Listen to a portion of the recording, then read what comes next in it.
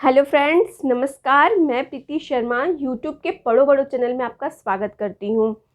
हम लोग पढ़ रहे हैं इतिहास, और इतिहास में हम पढ़ रहे हैं कि इतिहास जानकारी के प्रमुख स्रोत हमारे क्या क्या थे। तो इसी विषय को हम लोग आगे बढ़ते हुए अगले क्रम में चलते हैं और देखते हैं कि देखिए, इतिहास लेखन के सबसे अच्छे स्रोत जो हैं, हमारे पुरातात्विक स्रोत जो हमें प्राप्त हुए हैं, ये जो स्रोत हैं मुख्य रूप से दो महत्वपूर्ण स्रोत हैं। पहला जो हमारा सिक्का है और दूसरा हमारा अभिलेख आता है। ठीक है, तो आज हम इसी सिक्के के बारे में पढ़ेंगे कि ये सिक्कों को क्या कहा जाता था। प्राचीन काल में सिक्कों पे कौन कौन सी आकृतियां बनी रहती थी। पहला शासक कौन था जिसने सिक्के चलाए, स्वर्ण सिक्के चलाए, तांबे के सिक्के चलाए, और जो है हमारे जो है शुद्धतम रूप से सिक्के चलाए गए, सबसे ज़्यादा सिक्के चलाए गए, है ना। और चांदी के भी सिक्कों का प्रचलन था। शासक कौन कौन से थे और उनके समय में कौन कौन सी आकृतियाँ और उसमें अंकन थे, है ना, अक्षरों के। तो चलिए इसी कड़ी में हम लोग आगे बढ़ते हुए चलते हैं कि देखिए, इतिहास जो है, जिसमें इतिहास जानकारी में हम जो पुरातात्विक स्रोत को पढ़ते हैं, जिसमें सिक्के महत्वपूर्ण स्थान रखते हैं। अब देखिए, सिक्के जो हैं, सिक्कों के पढ़ने की जो शास्त्र कहते हैं उसे मुद्रा शास्त्र के नाम से जाना जाता है। अंग्रेजी में इसे नुमीमैटिक्स भी कहते हैं, नुमिस्मैटिक्स भी कहते हैं। और अब देखिए, ये सिक्कों का प्रचलन कब से हुआ, तो 5वीं शताब्दी ईसा पूर्व से सिक्के का प्रचलन हुआ। सिक्के मिलने प्रारंभ हो गए थे 5वीं शताब्दी ईसा पूर्व से। ठीक है, अब आइए देखिए, मुख्य हमारे जो सिक्के हैं वो किन धातु में पाए गए। ठीक है, तो मुख्यतः जो है चांदी के सिक्के, कुछ तांबे के सिक्के और कुछ स्वर्ण मुद्राएं चलाई गई। ठीक है, अब आइए देखिए, चांदी और तांबे के सिक्के को क्या कहा जाता था। आहत सिक्के भी कहते थे, पंचमार्क भी कहते थे और कारशार्पण भी कहते थे। ठीक है, अब देखिए, आहत सिक्के अर्थात पंचमार्क सिक्के, इसको ये क्यों कहा जाता था, अर्थात इसमें कोई लेख नहीं लिखा जाता था। ऐसे सिक्कों में इसमें बस क्या होता था, ठप्पा मार आकृतियां बनाई जाती थी।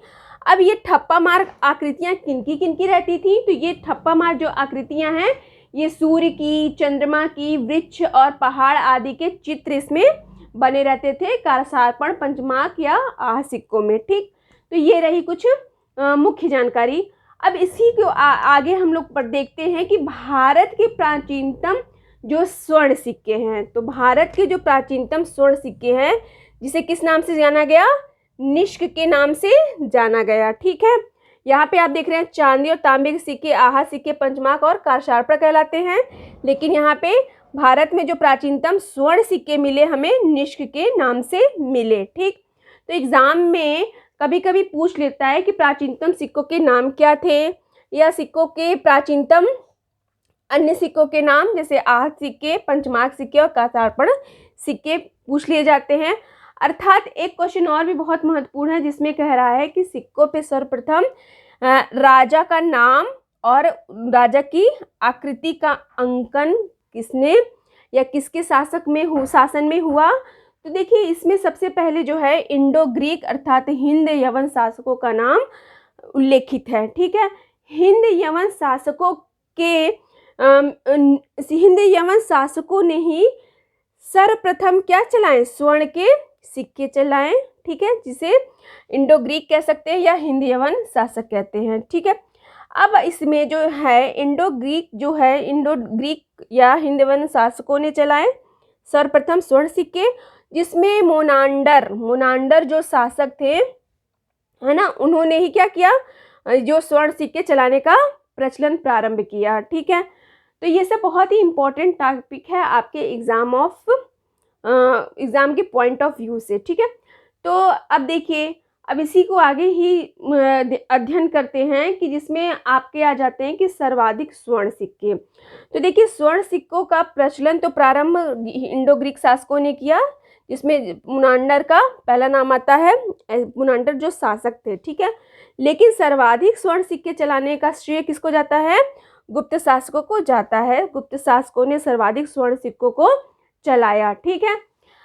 अच्छा, उसके बाद अगर अब इसके आगे हम देखते हैं कि शुद्धतम स्वर्ण सिक्के किसने चलाए। तो देखिए, गुप्त शासकों ने चलाए। जब हम गुप्त काल पढ़ेंगे तो गुप्त काल जो है कह सकते हैं कि एंशियंट हिस्ट्री का स्वर्ण काल माना जाता है। ठीक है। लेकिन जो है ये गुप्त काल के पतन होने में भी हमारे स्वर्ण सिक्कों के में मिलावट का भी एक प्रमुख कारण था।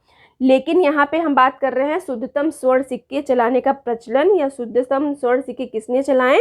तो कुषाणों ने शुद्धतम स्वर्ण सिक्कों को चलाने का श्रेय इन्हें जाता है, कुषाणों को। ठीक है। तो कुषाणों ने शुद्धतम स्वर्ण सिक्के चलाए। स्वर्ण मतलब सोने के सिक्के चलाए, अर्थात तांबे के भी सिक्के सर्वाधिक क्या है, कुषाणों ने ही चलाए। ठीक है। अब देखिए, इसमें कुषाण शासक एक हैं जिसका नाम है विमकडफिसस, है ना। विमकडफिसस कुषाण शासकों में एक महत्वपूर्ण शासक हैं जिनके सिक्कों में शिव, नंदी और त्रिशूल की आकृति देखने को मिलती है। इससे हमें यह भी पता चलता है कि इन शासकों ने किस धर्म को, हिंदू धर्म को काफ़ी महत्ता दी है, या हिंदू धर्म को मानने वाले ये शासक थे। ठीक। अब आ जाइए, अब एक और महत्वपूर्ण जो है नाम आ रहा है कनिष्क का। ठीक है। तो कनिष्क भी क्या है, कनिष्क के सिक्कों पर बुद्ध की आकृति, मतलब कनिष्क शासक जब हुए ना, तो इनके शासकों में इनके शासन काल में जो सिक्के बनाए गए या सिक्कों पे जो आकृतियाँ उकेरी गई, उस पे उन आकृतियों पे गौतम बुद्ध का क्या था, आकृतियाँ थीं। और देखिए, आकृतियाँ थीं अर्थात ये बताता है कि कनिष्क शासक बौद्ध धर्म से काफ़ी ज़्यादा प्रभावित थे। ठीक। अच्छा, इनकी सिक्कों पे बुद्ध की आकृति होने के कारण इन्हें दूसरा बुद्ध भी कहा जाता है। तो कभी एग्ज़ाम में आपको पूछता है कि और वनडे एग्ज़ाम में लगभग पूछ लेता है कि दूसरे बुद्ध के नाम से कौन जाने जाते थे, तो आप कहेंगे कि कनिष्क दूसरे बुद्ध के नाम से जाने जाते हैं। ठीक है। आइए अब देख लेते हैं कि इसी कड़ी में आगे जाते हुए जब हम राजपूत काल में आते हैं, तो राजपूत काल में भी राजाओं ने सिक्कों का निर्माण किया और उस पे जो है उन्होंने लक्ष्मी, देवी, शिव आदि की आकृतियों का अंकन करवाया। ठीक है। जब हम आ जाते हैं सल्तनत काल में, अर्थात महमूद गजनवी और मोहम्मद गोरी के शासन काल में, तो देखिए ये क्या थे, एक बाह्य आक्रमणकारी थे। ये आते हैं भारत में और भारत को लूटते हैं, सोमनाथ मंदिर को नष्ट करते हैं, बहुत सारा सोना अपने साथ ले जाते हैं और कहीं ना कहीं अपना एकाधिकार जमाने का प्रयास भी करते हैं। तो इस समय इनके काल में क्या हुआ कि इन्होंने सिक्के जारी किए, लेकिन सिक्कों पे बने जो है कुछ राजपूत कालीन जो है आकृतियाँ, अर्थात इससे ये पता चलता है कि ये राजपूत काल के ही सिक्के थे, जिस पे इन्होंने क्या लिखवाया, अव्यक्तम मुहम्मद बिन अवतारम, उस पे नाम संस्कृत में क्या किया, लिखवाया। किसने, महमूद गजनवी ने। लेकिन उस पे लक्ष्मी, देवी और शिव की आकृतियाँ भी देखने को मिलती हैं। ठीक है। तो इससे ये पता चलता है कि ये कहीं ना कहीं भारत के ही सिक्के थे और इन्होंने उस पर अपना नाम अंकित करा दिया। ठीक है। तो ये रहे कुछ ऐसे महत्वपूर्ण जानकारियाँ सिक्कों से संबंधित जो आपके वनडे एग्ज़ाम में बहुत ही इम्पॉर्टेंट रखता है। और आप एग्ज़ाम में आते हैं तो जब ये सारी चीज़ें देखते हैं तो कंफ्यूज हो जाते हैं कि सर्वाधिक स्वर्ण सिक्के किसने चलाए, शुद्धतम प्रकार के स्वर्ण सिक्के चलाएं, कनिष्क के सिक्कों पे किसकी आकृतियाँ थीं। ठीक है। चांदी के सिक्के, तांबे के सिक्के और स्वर्ण सिक्के किस नाम से जाने जाते थे प्राचीन काल में।